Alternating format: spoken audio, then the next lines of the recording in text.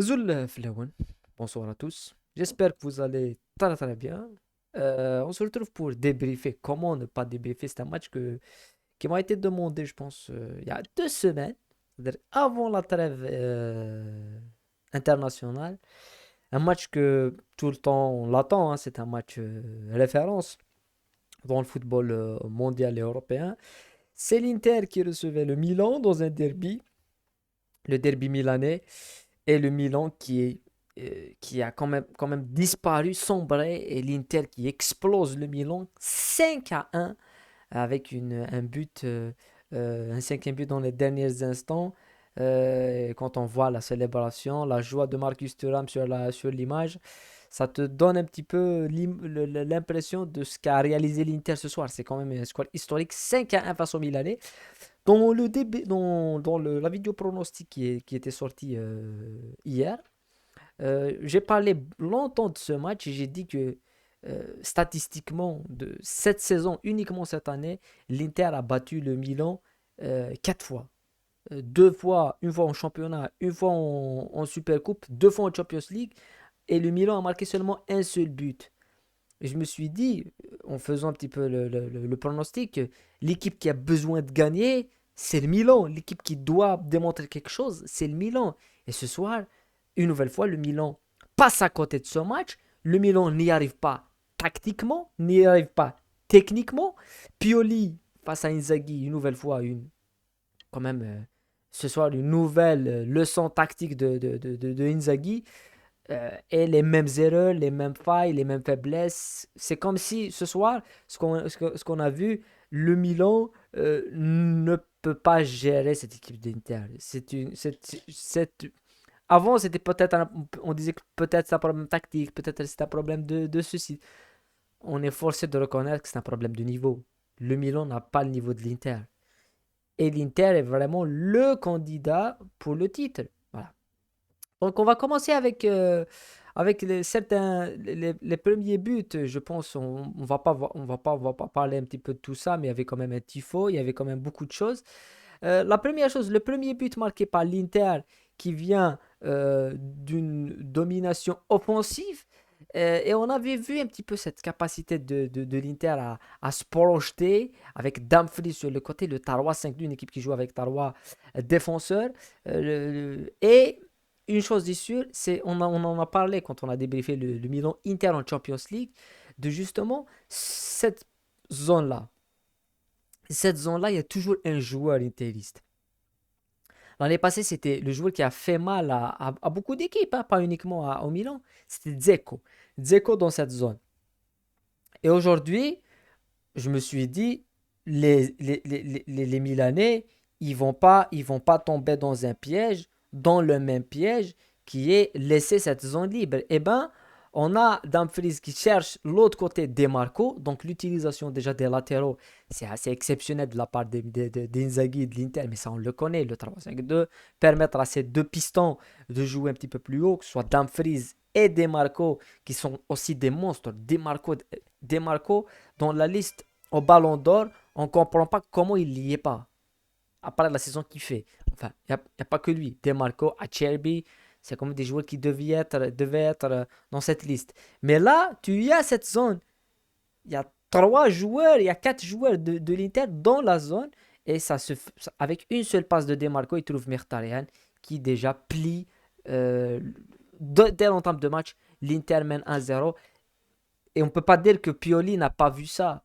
Mais tellement ça va vite et tellement ils mettent de l'intensité les joueurs interistes que tu n'y arrives pas. Et on va peut-être en reparler. Le match que fait Mkhitaryan, c'est assez exceptionnel. Et quand on voit, voilà, Demarco tient quand Dumfries tient le ballon, Demarco demande déjà le ballon à l'autre bout du terrain. Et deux joueurs qui demandent, c'est aussi le joueur comme Mkhitaryan qui demande aussi sur le côté. C'est assez impressionnant. C'est assez impressionnant de voir ceci.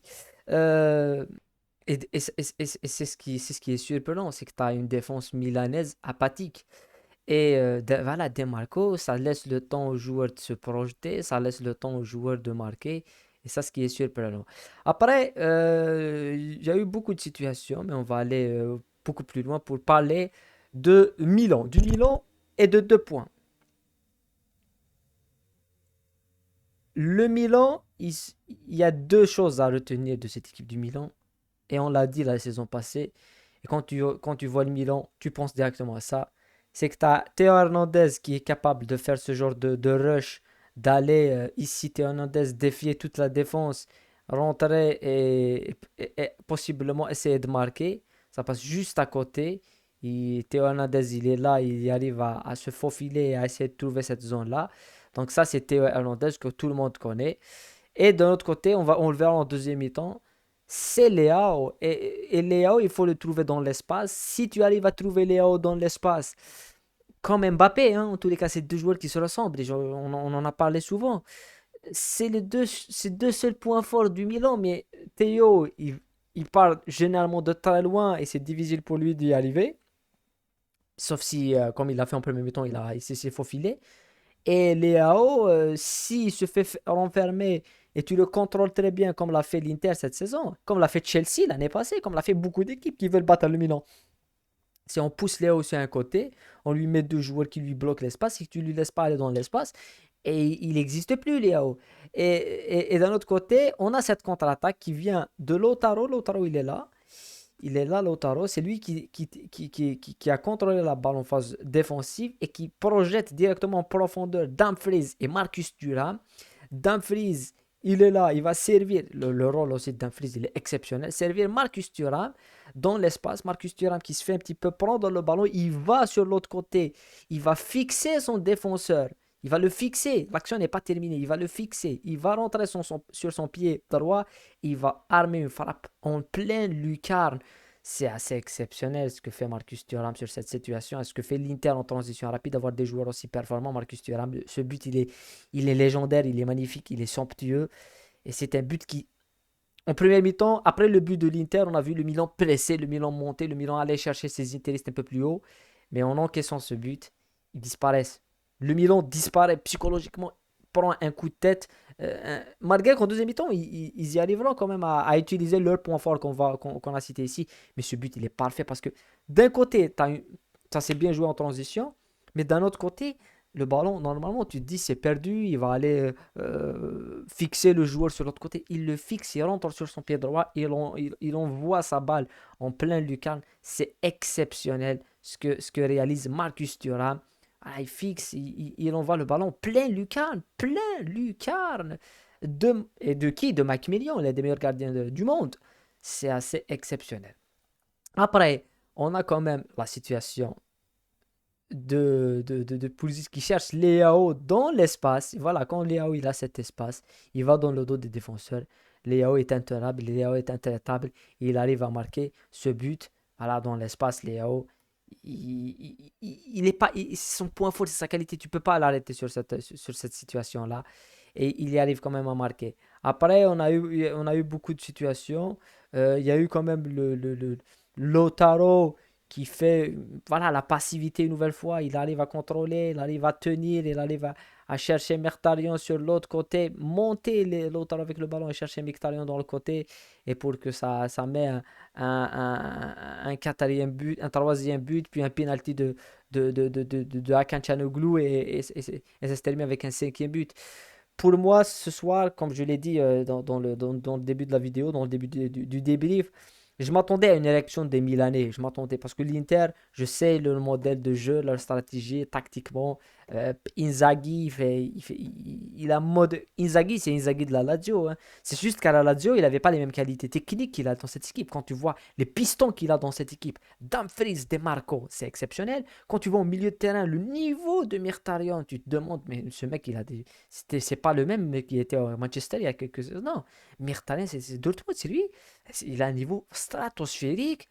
Et il est dans Mkhitaryan, Inzaghi, dans cette équipe qu'on aperçoit, d'un autre modèle, hein. Il y a beaucoup d'idées de jeu, il y a beaucoup d'idées d'évolution de joueurs.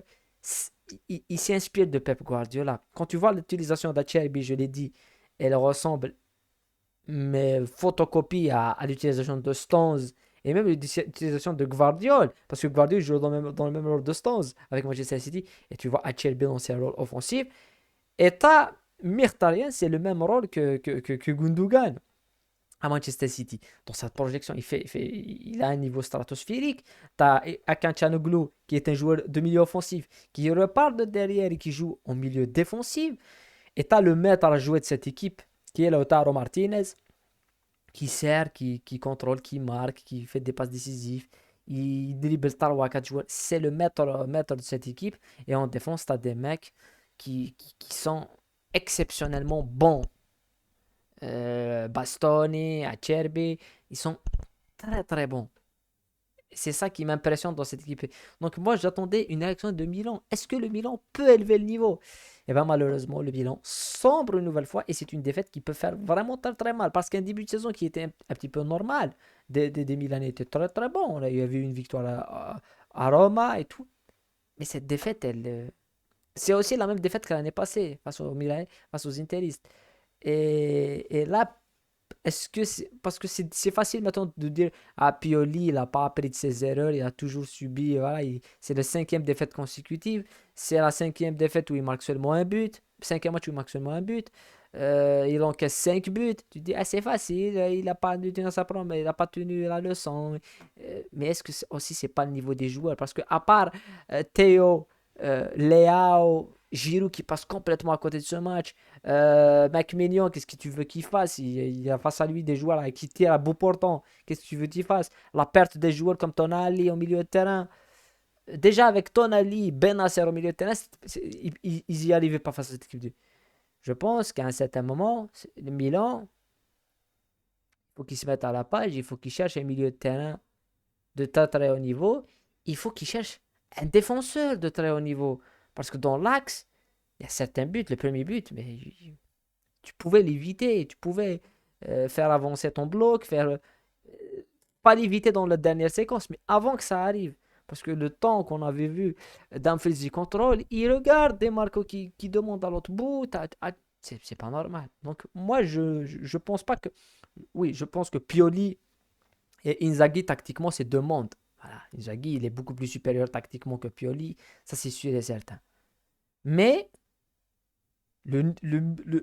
l'effectif de l'Inter est beaucoup plus supérieur à l'effectif du Milan.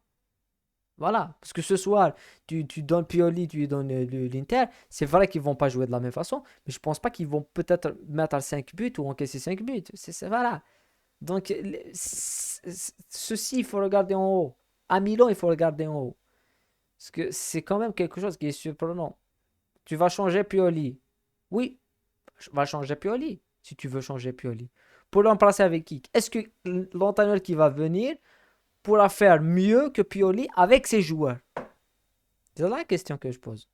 Voilà. Mais en tous les cas, l'Inter, ils m'ont impressionné. Mais je n'apprends rien. C'est une équipe que j'adore voir jouer. Inzaghi, c'est un entraîneur exceptionnel. Voilà. Mais voilà. Donc, bravo aux Interistes. Et dommage pour les Milanais. Mais voilà. Le Milan va revenir, va gagner. Ça, c'est sûr et certain. On se retrouve d'ailleurs dans d'autres débriefs. Bien sûr, sur la chaîne. Prenez soin de vous et la paix sur vous.